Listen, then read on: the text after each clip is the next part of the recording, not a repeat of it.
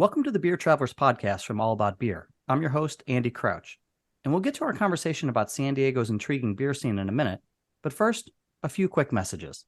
All About Beer is back, and we're asking for your support to help provide the independent beer media this rich and colorful industry deserves. Visit our website, allaboutbeer.com, where we're frequently posting new content. And please consider throwing us a few bucks at patreon.com/allaboutbeer. We have low-cost memberships for individuals and small and large companies alike. Every dollar goes to help produce new articles and podcasts.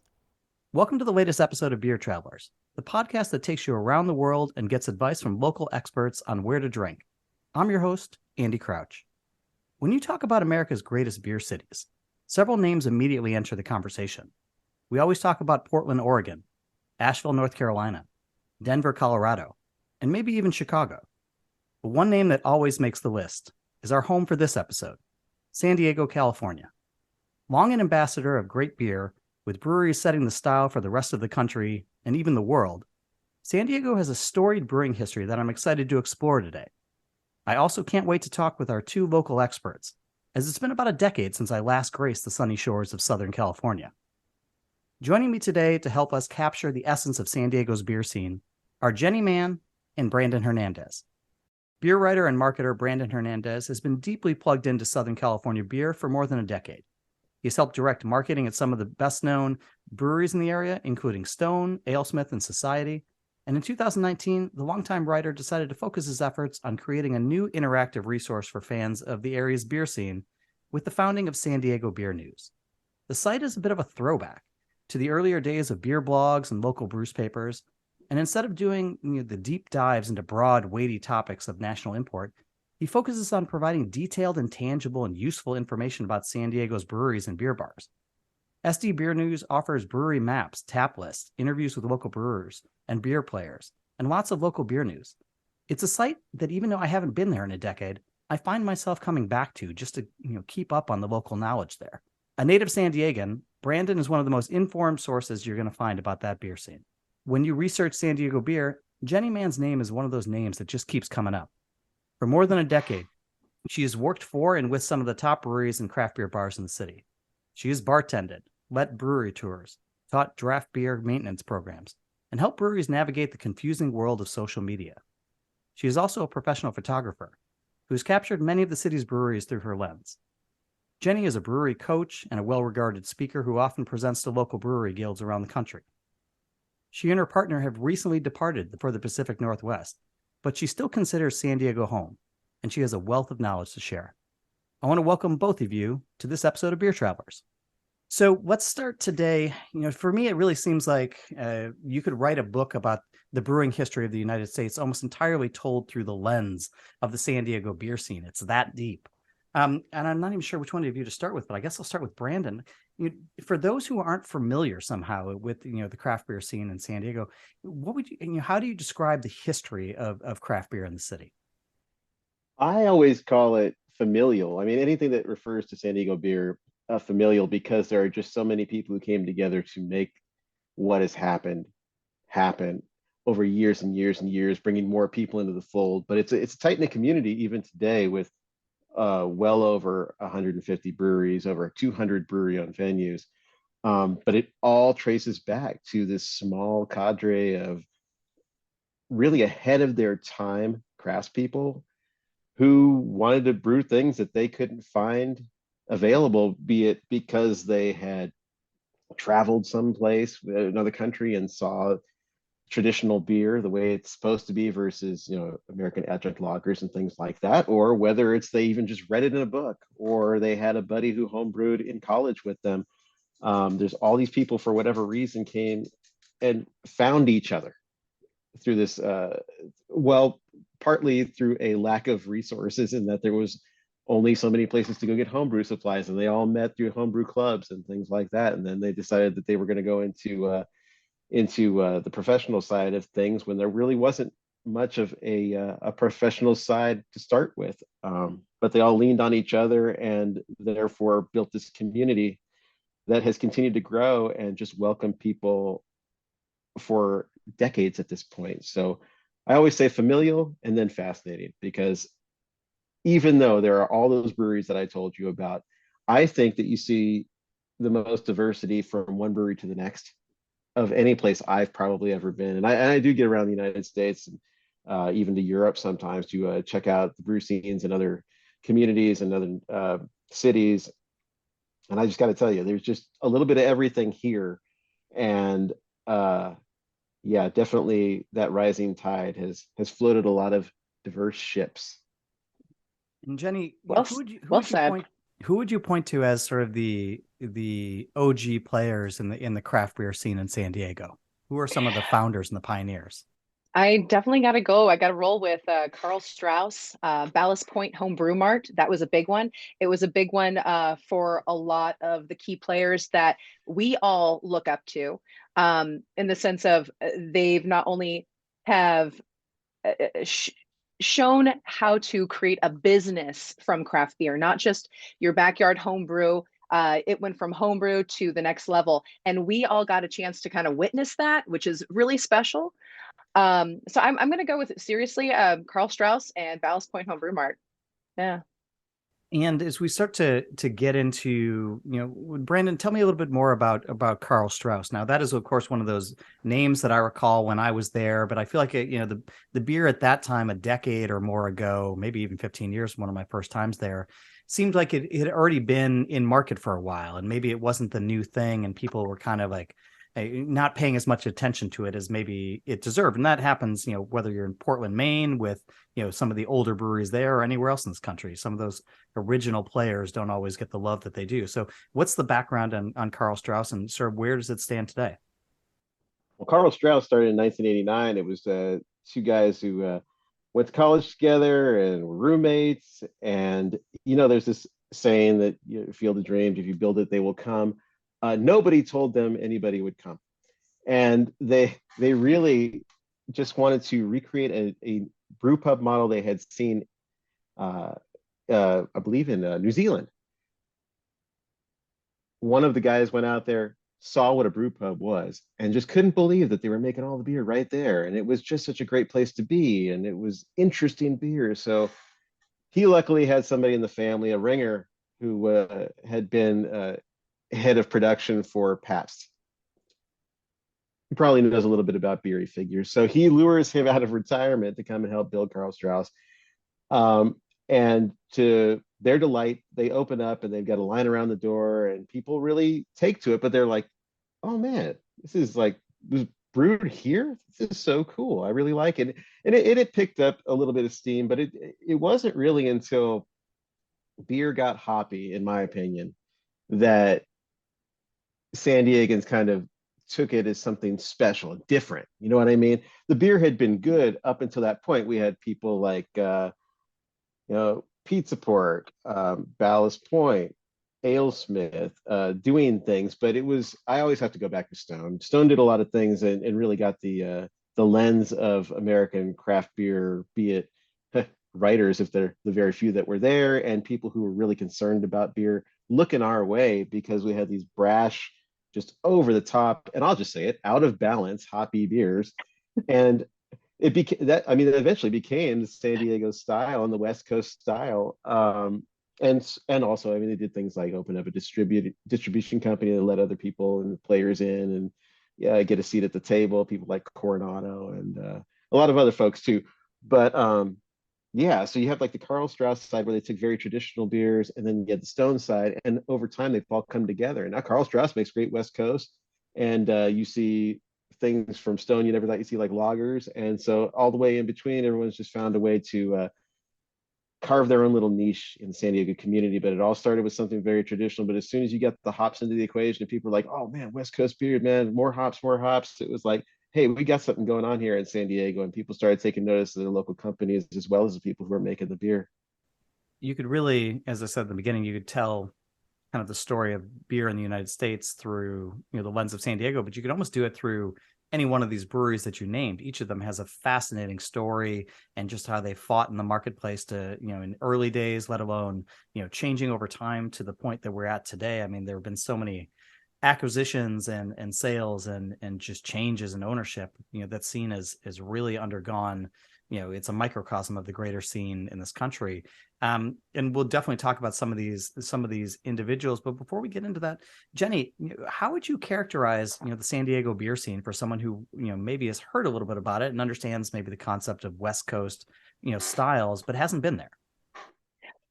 I'm going to go that there's like a spirit of collaboration. That's something that you will find at most neighborhood breweries. So depending on what little pocket you're in, someone's trying to help each other out, and I feel like that's what San Diego, especially in the beer scene, is really known for. Other than making world class IPAs and going over the top, but I think just the collaboration factor. Whether it's with the hospitality and tourism and bringing in people, like again, Stone is a great example of that. They created an amazing beer garden that was a massive attraction. So not only is there attractions to come to, there's neighborhoods that you get to enjoy. And I feel like it's really brought this sense of camaraderie as well. So it's a very special thing. It's not necessarily there's competition. I mean, there's always a little competitiveness, but I feel like that the scene is much more collaborative, and people are surprised when they say, "Oh, I went over to this brewery," and people go, "Oh no, that's so great. We love them." Like, it's so awesome to hear.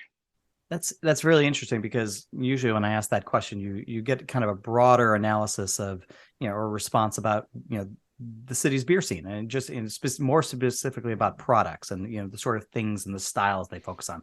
And I feel like if you asked anybody who is not from San Diego but has spent a little bit of time there, such as myself, that part of collaboration and that just sort of community spirit would have been something I experienced, but it wouldn't have been my general takeaway. It would have been more about that style. But that's why it's interesting to have folks who are local to talk about this.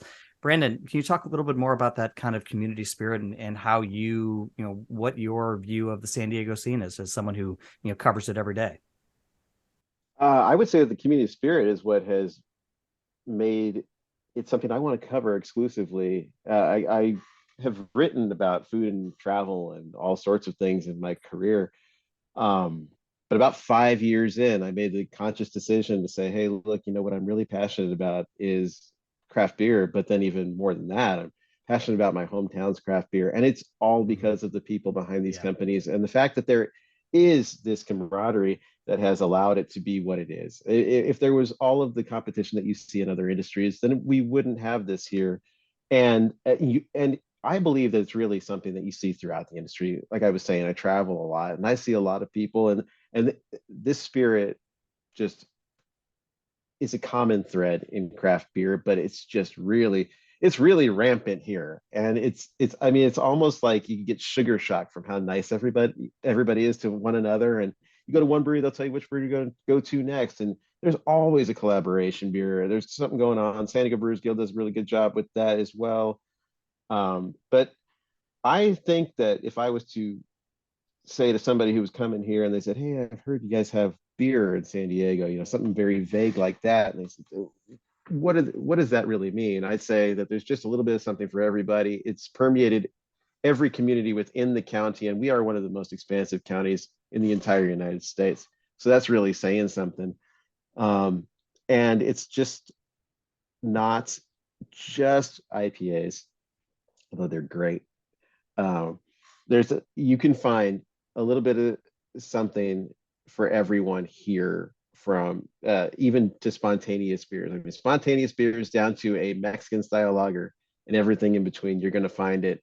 And it's a lot of fun, because I don't know if you've heard, but the weather here is great.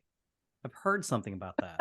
Yeah, it seems like it might be an okay place to visit, maybe in a vacation spot for those who are interested. Yeah, I mean, you barely have to plan. So like, get a ticket, hop on over here, and then of course consult san diego beer.news and find your breweries you want to go to. We're all about the plugs here. There have been a ton of really important and influential individuals in that scene, and folks whose personalities sometimes are even outsized and have become sort of nationally prominent. And I think there's a lot of different names you could point to here, but you're looking at folks like Greg Cook or Tommy Arthur or Jeff Bagby and plenty of others Jenny, who would you point to as some of the more important individuals in sort of establishing and directing and influencing, besides Carl Strauss, the San Diego beer scene? Actually, I'm going to say somebody who's kind of left the beer scene in a way, Yusuf Cherney. It was kind of an amazing story just with Ballast Point in general, and not only building this brand and becoming creative, and especially with creating their brew house in general, building up this amazing brand to sell it, and then going on to the spirit side of things.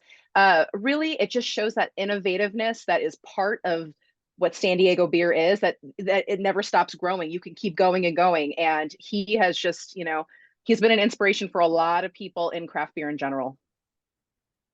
And Brandon, who would you point to in terms of individuals who have influenced the local San Diego beer scene? I would say Vince and Gina Marsaglia for Pizzaport. Mm-hmm. They did a really good job early on of getting in the game, making quality beer, and creating a chain of brew pubs that spans the coast, which is where most of the people go. Tourists and locals alike at some point will find themselves at any of our fine beaches. And to have now 4 coastal brew pubs, 5 if you count the one that's above us, north of us in San Clemente in Orange County, that's a lot of exposure for a lot of people. Affordable beer that's really high quality. They have held festivals before a lot of people were doing anything like that. And most importantly, they have become kind of the training center for great brewers that have gone on to do a lot, not just in San Diego County, but elsewhere, and start their own businesses. I'm always writing, yes, former Pizzaport brewer such and such has now opened this place and done such and such with their lives. And just they just teach a lot of people a lot of great things, be it business sense or brewing or both. And it's a pretty awesome little empire they've built there. Pretty good brother sister team. I mean, I know a lot of siblings who don't get along at all. So they've managed to do that and then some. And I don't know, it seems like they get along just fine. Yeah. Jenny, Love it. You have bartended around San Diego. You've been involved in just about every different aspect of the business. We'll have you answer a question about which local beer bars have over time established themselves as kind of the centers of the craft beer scene and help promote it there. Well, first and foremost, I have to say we had a couple that exited recently in the past few years, which we're all bummed about. Tornado, Tiger. However, I'm going to go with O'Brien's. O'Brien's is a huge staple, pure, the land of just beautiful, pure hoppy beers. Again, owners is Tom Nickel, and there's Tyson and Christina Blake involved, and they are nothing but amazing people with excellent taste in beer. Tom Nickel, of course, does have his brewery up in Julian, Nickel Beer Company, and they have a beautiful array of beer. They really, truly do. They go everything from hoppy. They keep on draft, and sometimes they'll have these beautiful bottles of Belgian beers coming through. They do beer dinners. They've really done a great job at becoming and owning this concept. They're one of the original craft beer bars, so it's pretty exciting. Otherwise, I mean, I also have to say, like, Blind Lady Ale House has a beautiful selection of beer on draft as well. It's very thoughtful, very curated, and they do great things for their community as well. So I feel like haven't had a lot of, like, our craft beer bars aren't where they should be right now, because we do have a lot of breweries. We do have a lot of tasting rooms. So, but that concept is, I mean, I wouldn't mind another, craft beer bar in San Diego. One of the breweries that we had touched on earlier but haven't gotten too deep into is Ballast Point. And Brandon, this is a brewery with a storied history, as Jenny was sort of laying out, from its early homebrew shop days to becoming a mega brewery whose beer we found all over Boston here, several thousand miles away. That West Coast style IPA, whether it was fruited or not, it led a lot of trends and brought a lot of people into the fold. It has had quite the ride in recent years. Can you just briefly sort of tell us the story of Ballast Point? No. Yeah, I bet. No, I'm just kidding. It's a longer story. It's a pretty long story. Well, Ballast Point is a long story that's really kind of short. I mean, it's a brewery that started out of a home brew shop, real early on, definitely part of the first wave of breweries and nautically themed beers that started out as kind of like your brew pub selection, where you're like, okay, follow the colors from lightest to darkest. Some of their beers really took off, things like Yellowtail, which just became pale ale at one point, and beers like Sculpin, of course, which the entire world got to know. And I think that once Sculpin kind of went, it showed original ownership that, this could really, really, really go somewhere and get built up if I hired the right people to get this thing big. And that person, obviously wanted to sell it, and that's fine. It's like that is American entrepreneurship, and they were able to build that thing up fast and get it to a certain valuation, and then Constellation Brands came in and bought it famously for roughly $1 billion, and from there it just tanked. Yeah. I don't know how else to say it. I mean, I guess hindsight's 2020. It's just like, I think they were looking for the next grapefruit sculpin and didn't realize that the first grapefruit sculpin was hard to come by, and Yeah. not something you can just duplicate with new products all the time. Didn't really know the market as well as they'd hoped, I guess, and found it very difficult to motivate people within the organization. So eventually they wanted to get out of the game, so they sold it to somebody else, another group, for a lot less, and they came in here and wanted to make Ballast Point again, which I don't know, I really appreciated. Of course, then the pandemic came along, geez, like 2-3 months later, and kind of dashed those hopes, and it just became, I want Ballast Point to stay open, Yeah. and I would love to protect my investment. So yeah, Kings and Convicts is that ownership is the ownership group. I mean, it's obviously a lot of investors with a lot of money and doing something, but yeah, they've brought back some of the classics and did some things, but I think right now in this current market, it's really just not conducive to making anything they want to happen. But they're doing their best, like everybody else, to kind of like tread water and get to the point where it's back at the point where they can do the things they really were passionate about when they started. And it'll still be interesting to see what they can do when they can, but they're kind of like scaling back a little bit and just trying to make something that's a little more compact and economically efficient. So right now, I don't think we got to the end of that story, but I'm interested to see where it's going to go, because they've still done things like celebrate Home Brew Mart, which I thought was great when that anniversary came along. They had a significant 30th anniversary, and they made a big deal out of it, as well they should. So I like that we have people who are stewards of that history, and the people who worked so hard to get it to the point where it could be a company that could scale up. Another brewery that, not quite in the same vein, but had some similarities to it that we haven't talked about, is Green Flash. And that's one of those ones whose West Coast IPA basically just, rooted its way around the country and became a defining beer of the style, but also has had, quite a few ups and then mainly downs. Jenny, tell us a little bit about Green Flash. Well, again, Green Flash, it is one of the key players in the beginning as well. So if you list like Coronado, Green Flash, AleSmith, they're all in this same kind of time era.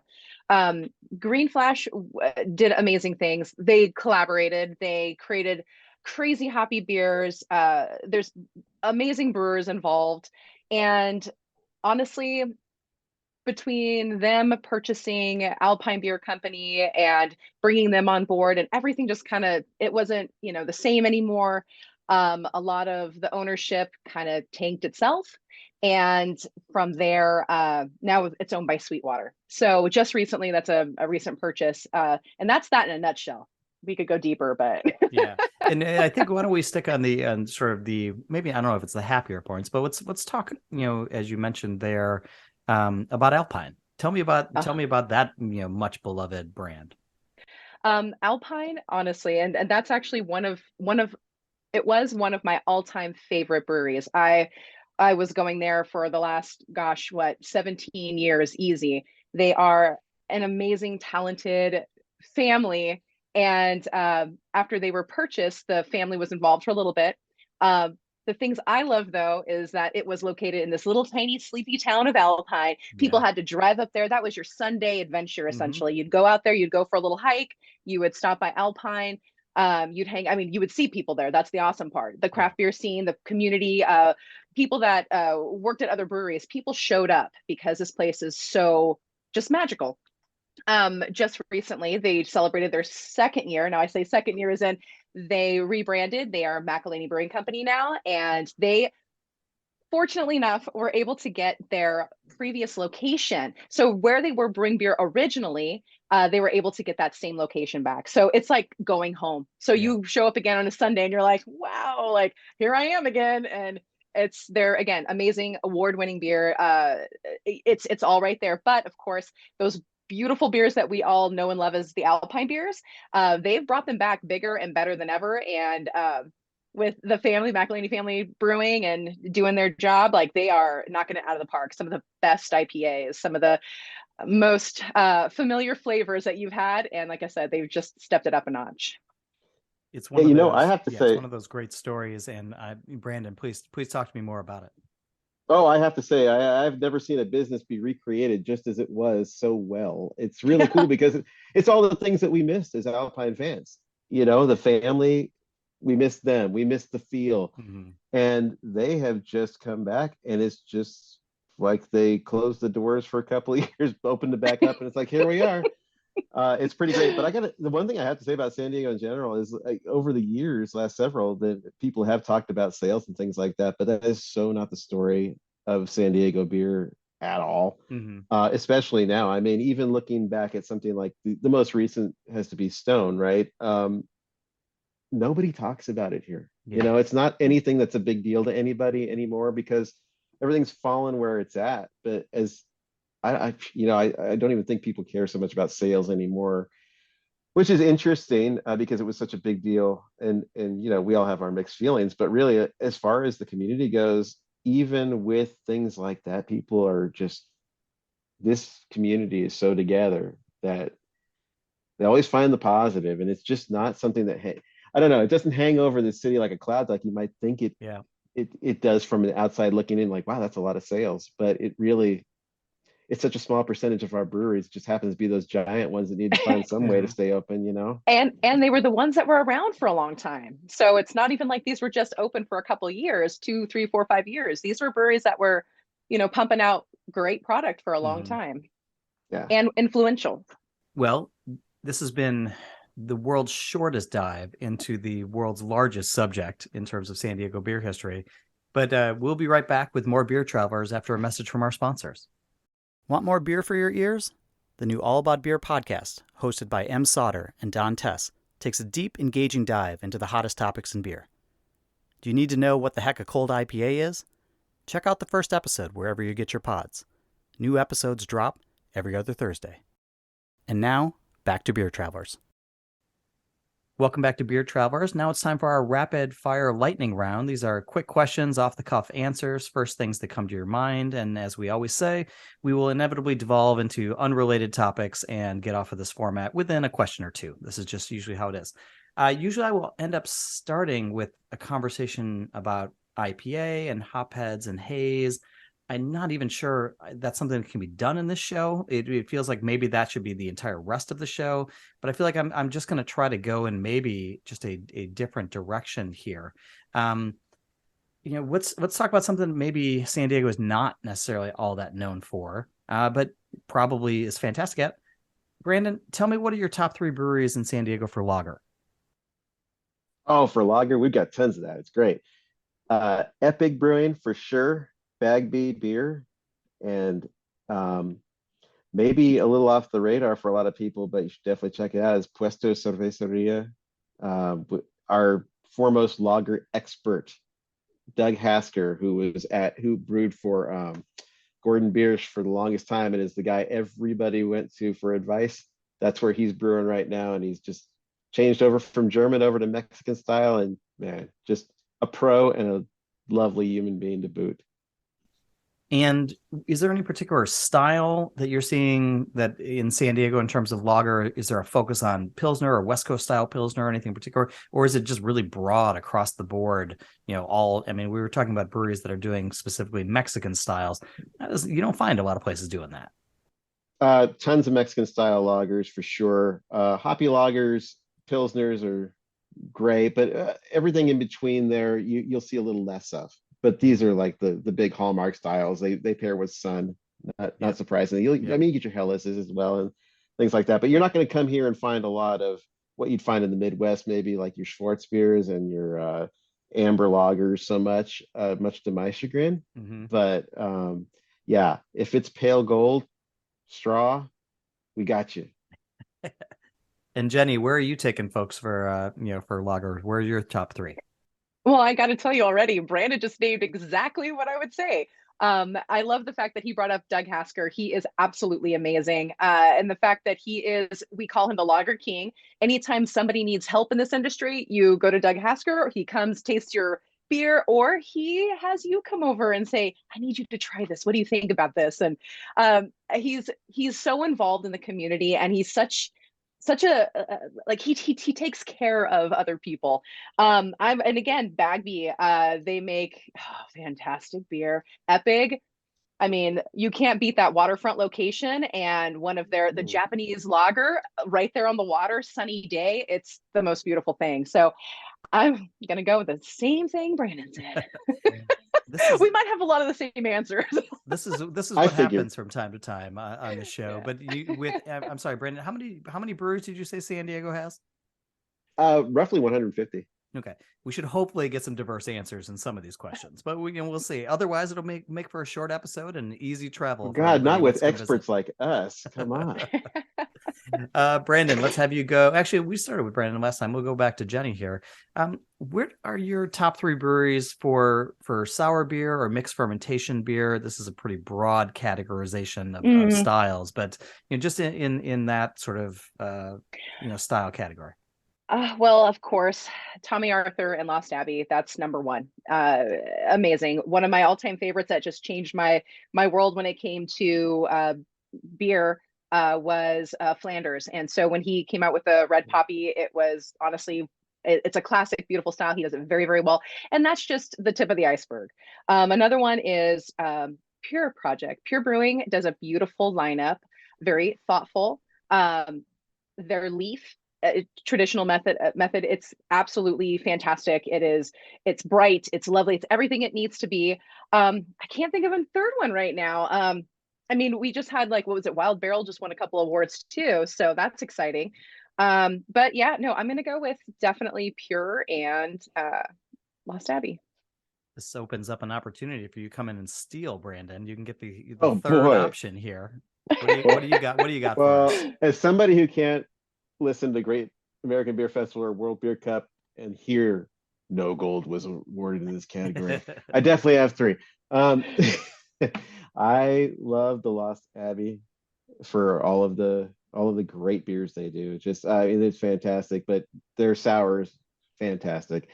Pure Project was my other one, but then one that a lot of people forget about. But I mean, they have a cool ship, and they make just a great Flanders, great mixed firm saisons, as Burning Beard Brewing out in El Cajon. I've had the chance to taste a lot of their sours, and they are something else. I've been very, very impressed. So yeah, another good one there. You both had brought up the Lost Abbey, and as I said, we've sort of name checked Tommy Arthur, but haven't really gone into detail about the Lost Abbey. This is a brewery, Tommy, and Pete's, with his prior involvement with Pete Support and Port Brewing, and just helping develop the scene there. Lost Abbey is sort of going through some changes right now. And Brandon, can you just sort of talk us through what's been going on with the company? I was just out in Nashville a couple weeks ago and saw Tommy, and then talked to him again for an article recently, and sort of, I know they're in the midst of a move and probably maybe have just completed that. So tell us, sort of where the status of the Lost Abbey is.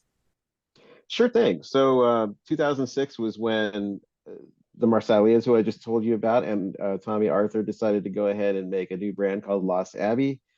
It actually had a sister brand called Port Brewing as well. So what it was going to be was, since they were doing all brew pubs and didn't yet have a packaging brewery, they were going to make packaged Pete's Port beers as well as the Belgian style beers that Tommy Arthur was becoming so popular for. I mean, worldwide due to media coverage and a lot of other great recognition awards and such. So they went ahead and did that. And back then, when you built a brewery, you built it to grow and grow and grow and grow, because craft beer at 2006, I mean, we're talking about like the companies like Green Flash we were just talking about. I mean, they got in there like, let's just we've got a foothold in the industry and things are going well. Let's keep on growing and growing and growing. So they built it to grow, and they never reached the capacity that they built for. So they had all this excess space, all this excess machinery, and they decided, things aren't going so well with Belgian style beer these days.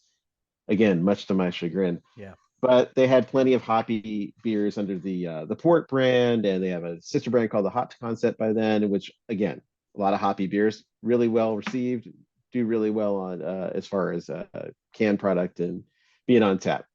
So they had things that worked, things that didn't, too much space, too much expense, and so they made a pitch to try to get the landlord to give them half the space essentially and not re-up because their lease was coming up, and then they wanted to size down to get a new brewery, sell the brewery they had, brew house that is, and the cellar that goes with it, get down from a 30 barrel to something like a 10, 15 maybe. That didn't quite work out the way they wanted to. So what ended up happening essentially was kind of an ownership split, in which Pete's Port kept Port Brewing and Hop Concept, the hoppy beer concept.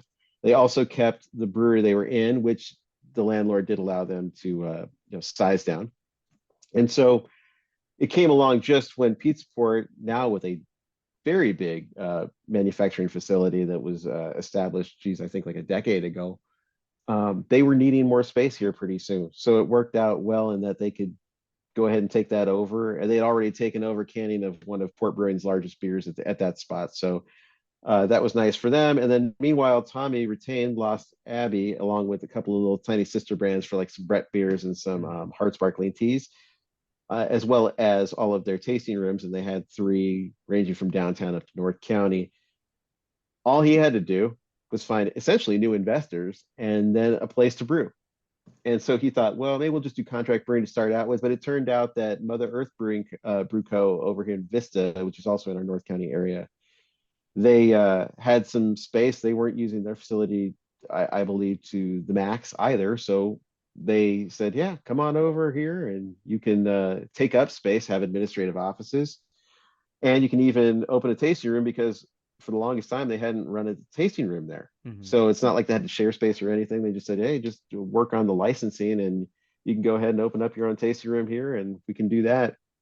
So they are over there now as of, I believe, a couple weeks ago, and working on that tasting room and licensing. So yeah, it's kind of worked out. It wasn't exactly what Tommy expected, but I think at the same time, it sounds like something that's going to work out pretty well. And I think over at Pete's Port, they're going to open a tasting room over at the spot too, which is in a town called San Marcos, or a city called San Marcos. And fun fact for those who care, are Stone's original brewery. Yep. So yeah, I can remember there being there, and I think it was like the 6th anniversary party a million years ago. So it was one of my trips there. But I was there. Yeah. Okay. Yeah, I'm not shocked at that. We cohabitated the same space. That's so cool. So Jenny, we're going to go a little off script here, and I'm just going to ask you this question. What are your? And this is probably a reasonably easy one. Maybe not. I don't know. What would you say is the places with the best taproom vibe? I'm not even going to define that. That may just be music, and maybe the style, maybe art, maybe location. Just where are those places that like the beer is maybe fantastic or maybe just fine, but the space is just where it's at. All right, I do have a couple of them. And I'm going to go right back to Epic Waterfront. It is absolutely fantastic. It truly surreal. It's especially if you're visiting. If you're visiting and you're not used to being able to sit outside by the ocean and drink a beer, and honestly, like right to that same extent, you can go from the beach right into Alpine and go to McElhaney the same day. Yeah. You know, that's how close everything is, and experience that wonderful, homey, familiar feeling that we all have come to know and love. Um, Gosh, there's so many. Honestly, also Fall Brewing Company. It's kind of a spot that other people end up meeting up with each other. So it's centrally located in North Park, and suddenly you see a bunch of people just kind of popping in and showing up, people riding their bike down the street, people, you know, just pulling up, and you see familiar faces, and it's kind of just one of those extra stops. So it has a super fun vibe. One of the owners, he's a graphic designer, so it's just like lots of old school posters, music posters, and there's always music playing. Everyone's super cool. They have an outdoor patio that's dog friendly, like most places in San Diego. But yeah, great little tasting room vibe there for sure. And then I'm also going to say Bagby Beer Company up in Oceanside. Like they have just this killer vibe, a great little restaurant, great outdoor space for sure. And you could just sit there and just drink beer all day long and enjoy the ocean breeze. Brandon, how about for you? And no repeats. Boy. We got 150 breweries. We got to get some. We got some different vibe in here. Well, you can't drink a vibe, so I don't know. I'm just kidding. I really like Virgin Beer Company for that. I think that they have done a really great job getting staffers who really care about the time that you're having and being really hospitable. It's got a great nature driven motif that's awesome. They're in Carlsbad, but they also have a spot in Little Italy. But the one that I really like is this little tiny spot in Escondido, which is in North County Inland.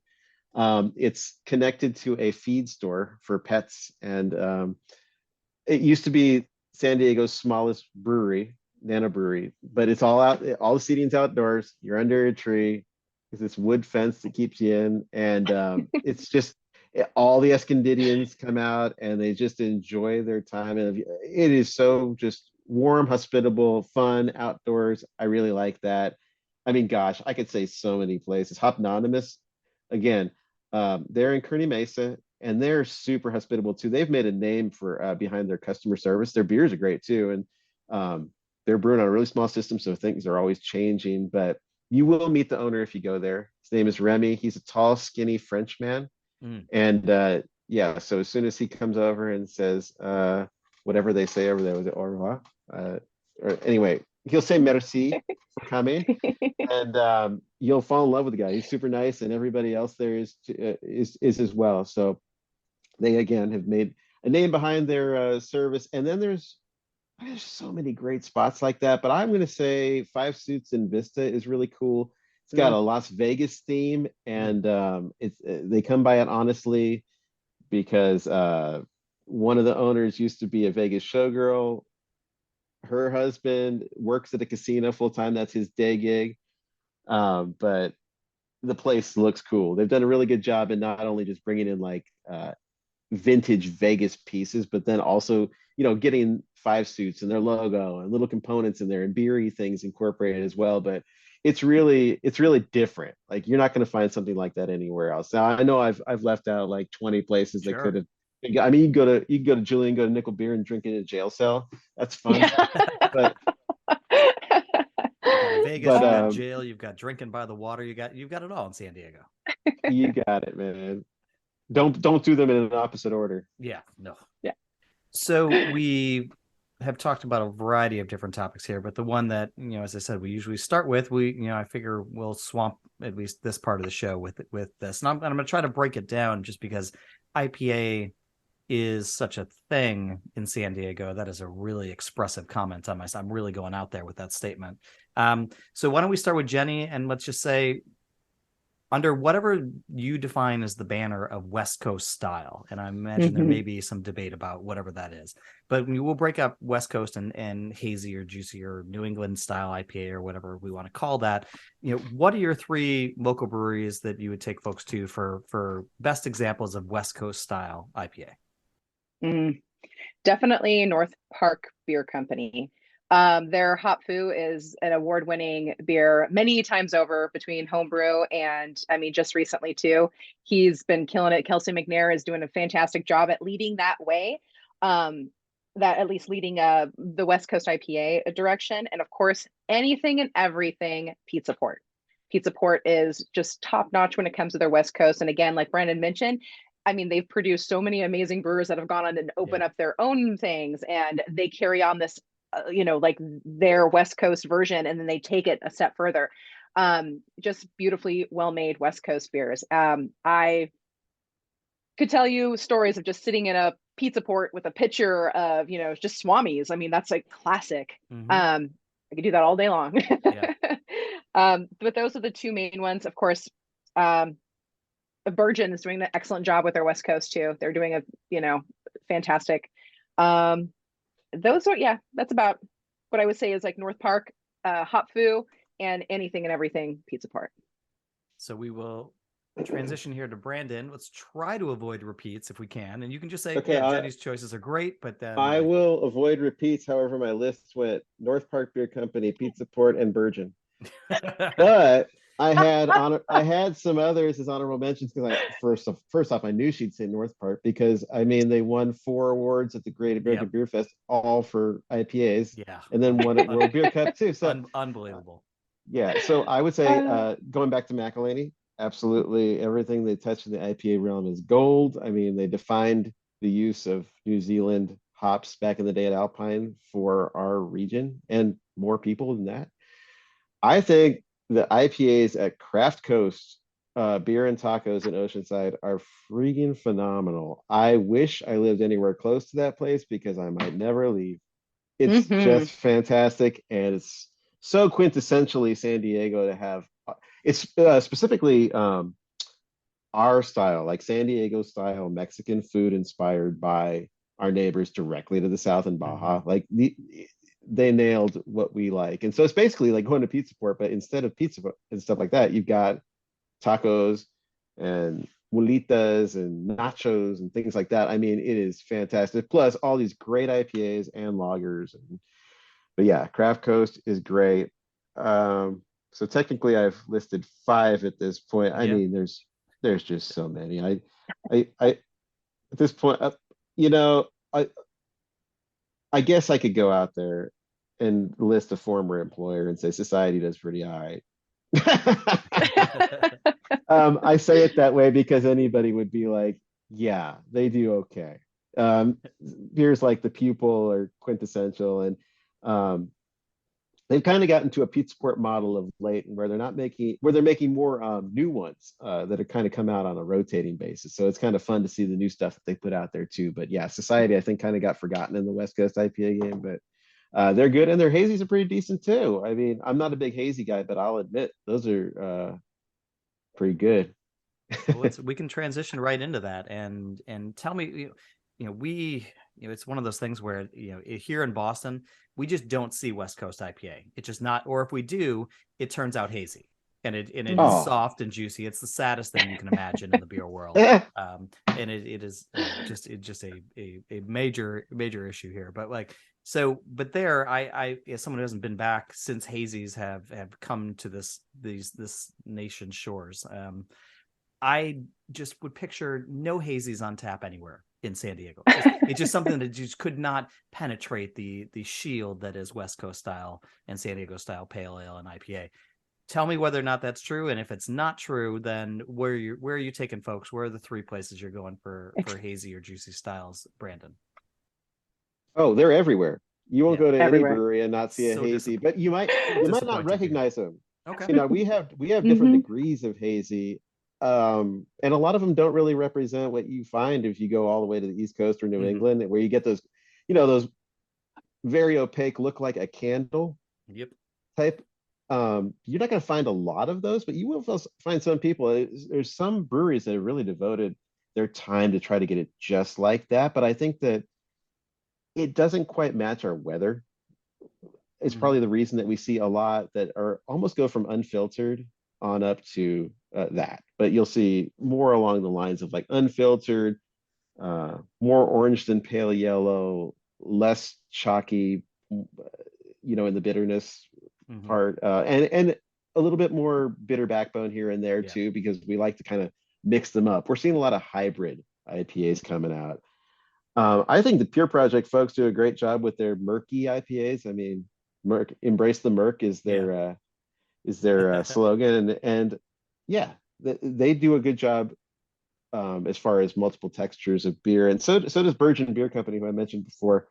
They come out with as many hazies as they do West Coast, if I'm not mistaken. And they're really pleasing. They're not overdone. Again, not being the big haze guy, I'm probably gonna struggle here for that third one. But I want to award a gold in this category, or a bronze, I guess, in this case. But shoot, come on, they're everywhere. They're We literally we may be able to everywhere. give you a pass after you gave us 5 for the last one. Okay, But pass. it seems like you've already just done extra credit, so Oh, we'll you know what? Craft coasts are good too. there we go. And Jenny, what about you? Where are you go? Where are you directing folks for hazy beer? Well, definitely what Brandon said. Awesome. I would also say North Park Beer Company. Yeah, see, there it Uh, is. I'm so um, hot food out that I couldn't even think of it. okay, yeah, yeah. They have one that was from the very beginning as the hop like phase kind of came through. Kelsey decided to go ahead and try it out, and he came up with Artist Hard. Artist Hard is a fantastic. It's a little bit more soft flavor profile, and from here on out, a lot of his hazies are kind of turning a different note. They're a little bit more bitter, which I appreciate. I love a good unfiltered IPA, or if it's going to be a hazy, I want it to still have that lighter mouthfeel, but just attack my taste buds with like a hot pellet. Like I absolutely love that. It is so much fun. So they're doing a really good job on creating that. And then of course, McElhaney's Months, which is the Nelson IPA. It's an unfiltered IPA. And so some people will see it and get, if they're not a hazy person, they'll look at it and get a little intimidated because it looks hazy, but it's not. It's a beautifully unfiltered IPA that has this wonderful, just that Nelson hop profile to it. And it's lighter on the palate. It's so refreshing. It's so big and bold and, very unassuming. So you're really expecting that softness to it, and it just gets you. Jenny, let's transition out of styles and get into some questions about where folks should go. If you had sort of one neighborhood in which to pub crawl, where in the city, or to go between tap rooms or bars, where would you direct folks? And I'm gonna call it where I used to live in North Park. So North Park is probably one of my favorites. So everywhere from North Park Beer Company to Bottle Craft. Bottle Craft is a great spot to pick up bottles, to sip on beer. Just walking along there, again, you have Seek Beer Company right there as well. I see a lot of great stuff coming from them, and I feel like we should be paying attention to them a little bit too. So Fall Pure Project is also in North Park as well. They have a new tasting room. You can walk down there, and again, beautiful outdoor space, and it makes you feel like you're almost not even in North Park on the main drag. So that's pretty fantastic. And of course, between food, there's so many different places. You can, grab a burger over at the Friendly after you grab a pint at Fall, and then you go head to Livewire afterwards, which is an amazing dive bar that also serves craft beer and usually has awesome things, not only locally, but you can get things like Pliny the Elder on. Yeah. Brandon, where are you directing folks or taking folks on a single neighborhood pub crawl? My answer is North Park. I mean, they have 16 spots, but that's okay know because why I bother with 2 guests on these shows anymore. no, but I came prepared with other spots. Okay. One place I like to go that used to be terribly boring and had nothing going on is the East Village downtown, which is good because if you're going for a convention or something like that, or you're going to go see a game at Petco Park, Padres, now is not a good time for that, but hopefully they'll get better. East Village is pretty fantastic. There's a lot of spots and they're all very close to one another. East Village Brewing, which is a product of 2 high-level folks from Ballast Point who left to open a really, really small brewery, but it's really nice beer. Half Door Brewing, family behind this really storied Irish pub that's downtown, went ahead and opened a brew pub, but it's a brother and sister. The brother, he brewed for Coronado Brewing, and he's just this really scientific minded guy. Went to Siebel and all that, and he's pumping out some good beers, has good food, and it looks like a really just lovely 2-story white Irish house. It's really cool. It's got that pub. That's a good one, a good vibe one there. You have Lost Abbey has a tasting room in a church, a historic 1906 church. very, very cool, and it just fits their mood so well. There's even spots like Ale Tales, which is a nice little bottle shop and tap room down there. Geez, there's a lot of good spots, a lot of good ones. And if you want to go as far as downtown, you can go to Resident Brewing, which is in a place called the Local. They have some good hazies too. I probably should have said Resident, as a matter of fact. So sorry, Craft Coast, but I'll get that one to No, that'll Resident. be, there's your third one. There you Way to go. go. And yeah, it's a great place. And if you are all the way up in North County, go to Oceanside. Oceanside has just got so much going on, downtown Oceanside in particular. But I mean, there's it's getting to the point where there are a ton of communities like this where there's 10 or more breweries, and it's really, really fun. Brandon, we'll stick with you for this one. What would you say is one great, one brewery that is maybe not getting enough attention or is flying under the radar or maybe even deserves a second look? I've been saying the same one for over a decade, and it's New English Brewing, which You can't see proper this, English. but Jenny's losing her mind. She's very excited at this answer. It's so good. Oh, good. All right. Well, it's this proper Englishman who came over for work, from the UK, and he wanted to open a brewery with beers like his, and cask engines, and he did so, and had great English style beers, but learned that he had to do a little something more than that in order to make it in San Diego where everybody wants hoppy beers. So he just decided he would make really great West Coast IPAs as well. And then when the haze craze came, he decided he would make really good hazy IPAs too. And then he had very great Belgian, not in Belgium, but barrel aged beers. Like, oh man, I'll just barrel age some beers as well. Everything he touches seems to come out really great, and nobody really talks about it. I think it's location. He's in a place called Sorrento Valley, which is surrounded on one side by all workplaces, corporations and things like that. But there are some homes off to one side. It's just like nobody wants to go spend a weekend and come down from home to go to work area. But if you do, you're so rewarded because they have this great green space right outside their spot. Their entire their business park decided to make them the focal point of it, and so they made this great green expanse. And there's so many nice places to just sit out in the sun, have awesome beer. They've got plenty of space inside an events area. It's really great, and I think nobody knows what they're missing, but hopefully through this they do.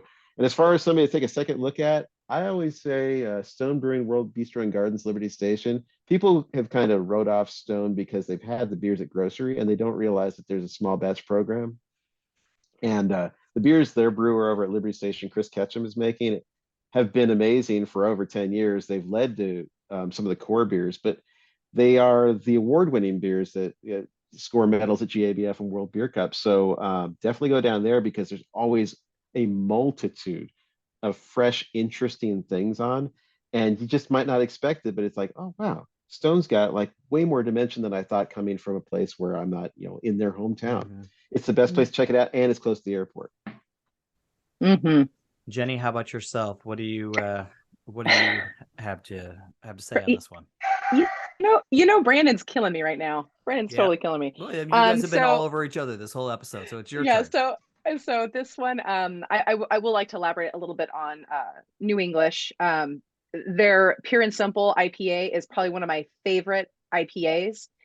Clean, everything about it, absolutely wonderful. And then Explore ESB, top-notch ESB. It is so fantastic.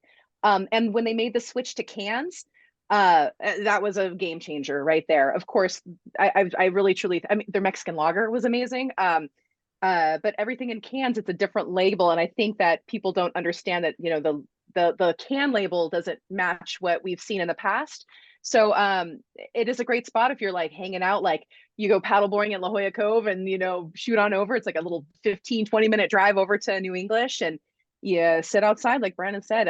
Again, great event space and great people, and they're there usually and very kind and super just, they know what they're doing for sure. And I really hope that more people get a chance to go see them. I'm right there with Brandon for sure. Other than that, I that was like the big one for me. I always say that, like, again, Pure and Simple IPA, just, it gets me every time. So I don't know. That's good. Hey, I really don't. agreement in this situation sounds like a fantastic match. And now Yeah. of all the places we've discussed, this one really piques my interest. So when I be out next time I'm out in town, this is a place I think I'm going to try to stop by. I'm glad to hear that.